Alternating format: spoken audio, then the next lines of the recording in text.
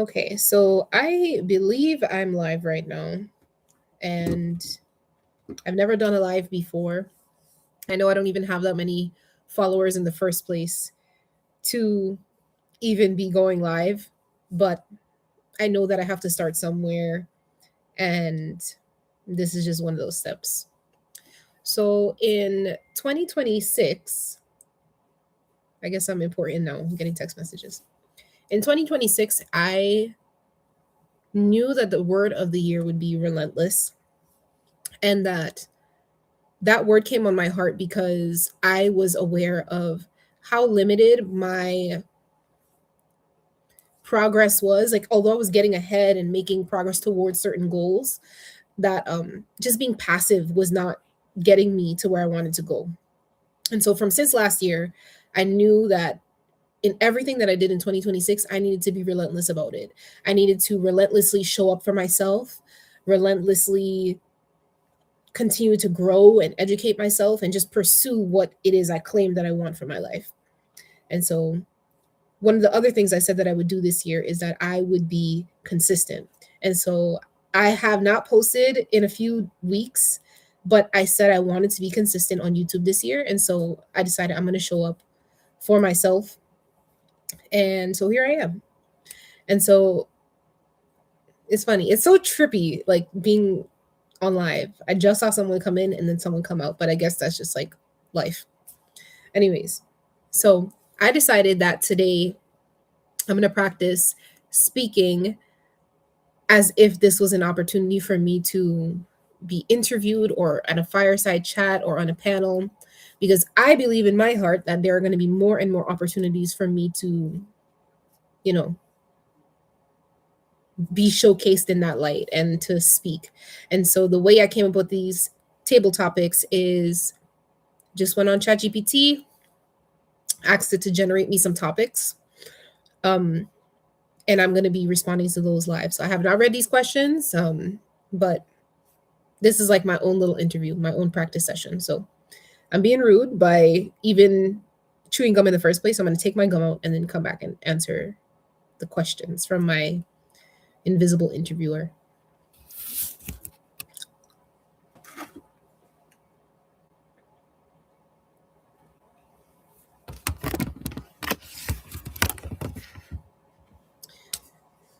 Okay, so now the lighting is kind of funny, but the first question is, what does building a sustainable life actually look like in your daily reality, not just in theory?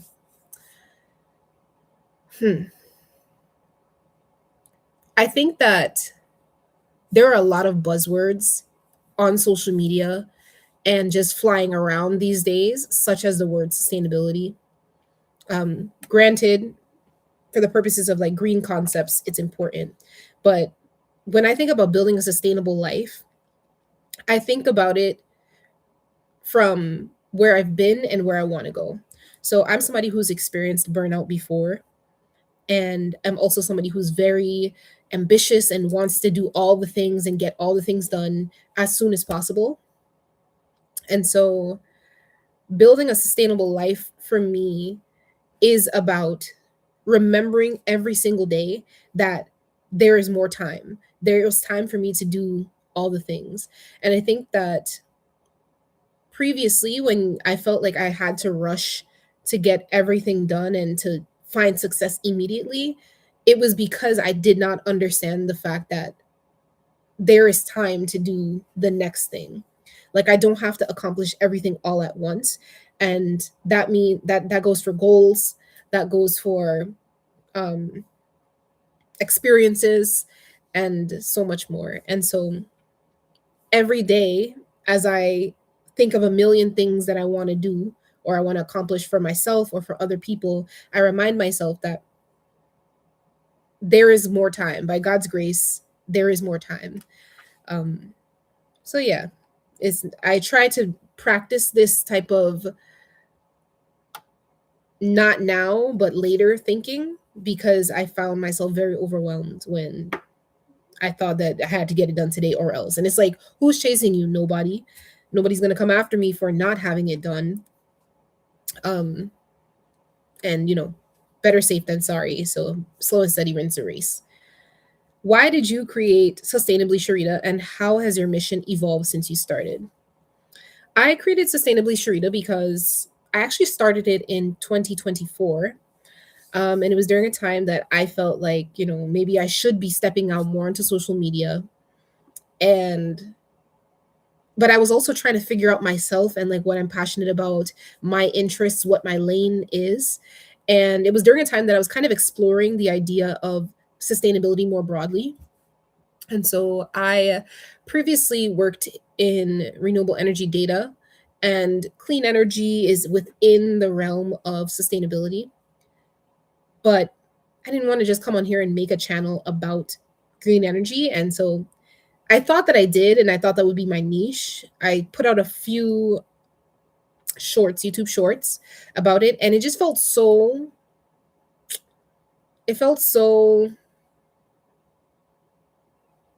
orchestrated and curated. And I'm just not that type of person.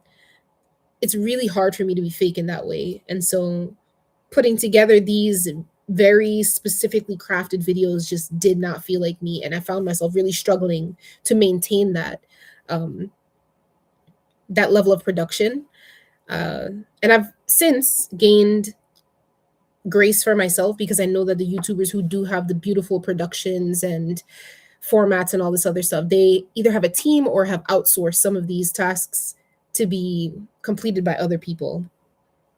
But for me, I don't have that yet.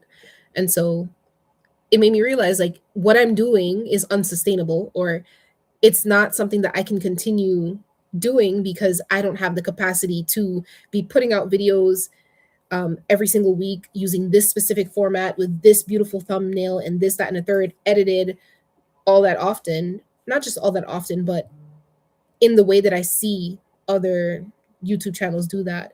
And so it really started making me think about the idea of sustainability in my life, and not just in the scientific sense that I had studied and learned about and worked with in my corporate job, but it really made me question if my life was sustainable at all.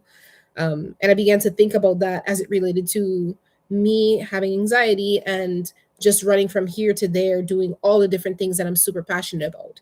And so I created Sustainably Sharita because I wanted to showcase myself, um, learning how to create a sustainable life as someone who already went through burnout and who really wants people to, you know, have sustainable practices and not just be doing all the things because they think they're supposed to be, if that makes sense. And so the second part of the question was, how has your mission evolved since you started? I kind of explained that. So it went from me thinking that I needed to do these super STEM specific videos to me realizing that the vocabulary word sustainable does not just need to apply to, the science of what I was looking at and researching, but also needed to be applied to my own life because I was somebody who was doing the most. Um, Question number 3. People often think sustainability is only about recycling and climate change. What are they missing?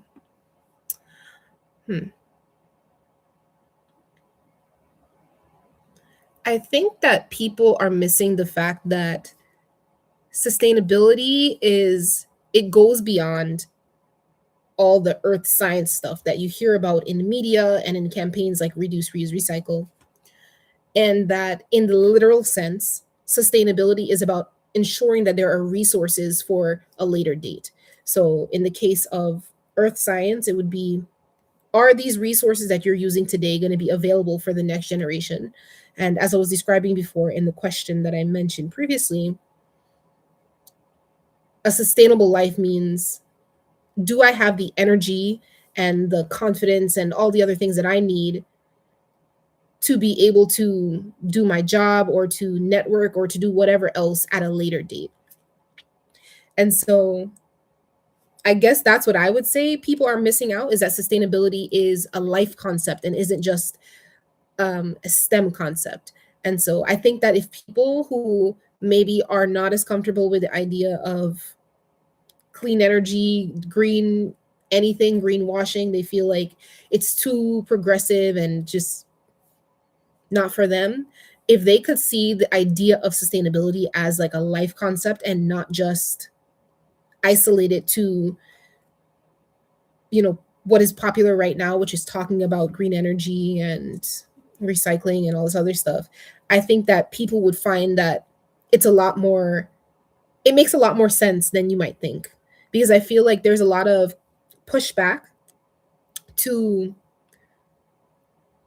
concepts that people are not familiar with, and especially if they feel like they can't see themselves within it. So when you can see the idea of creating a sustainable life as a reasonable concept, which it is, then you can expand that further and be like, okay, well, if leading a sustainable life is something that I agree with and that I try to practice, whether you use the word sustainability or sustainable or sustainably, you know, whether you use that word or not, if you can see the reason behind that, then it makes sense for that to be further applied to other areas of life, such as sustainable habits, such as like purchasing from local stores versus shipping things from however far away. Like if you can get a cooking set, for example, from your neighborhood store, you don't have to order it on Amazon and have it rack up all these, you know, emissions through the entire supply chain.